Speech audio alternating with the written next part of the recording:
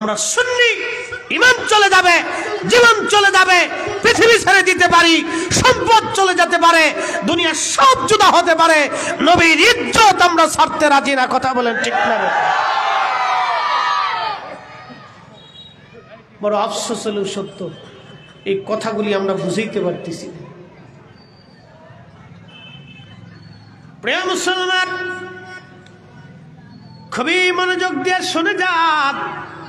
জিবরাইল আমিন আসছে নবীজির দরবারে, এসে বললেন, হুজুর, আল্লাহ সব কিছুই তো জানেন, তারপরও আল্লাহ আপনার খেদমতে আমাকে পাঠিয়েছেন, আপনি নবীর খেদমতে আমাকে পাঠিয়েছেন জিজ্ঞাসা করার জন্য আপনি কেমন আছেন।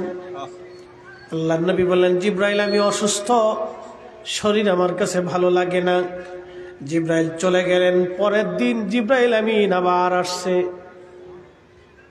পরের দিন জিবরাইলকে আল্লাহ আবার পাঠিয়েছে, যাও খোঁজ নাও তো আমার রসুল কেমন আছে।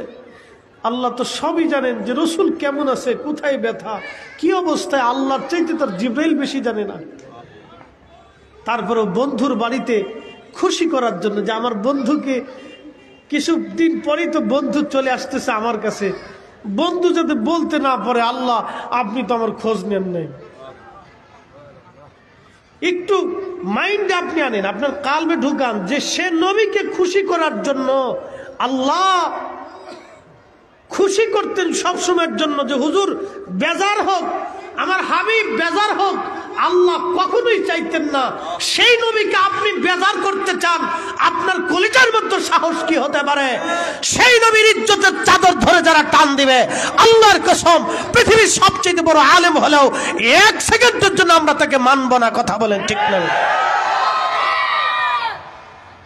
আমি আপনাকে বুঝাবো কোন ভাষায়, আমি নিজেও বুঝিনি।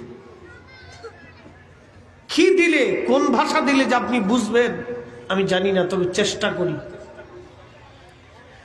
আল্লাহর নবী জিবরাইল আমিন আসলেন, এসে বললেন, ইয়া নবী আল্লাহি।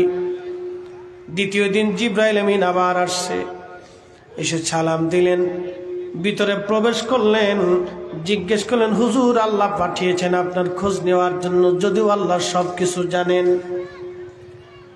হুজুর আপনি কেমন আছেন?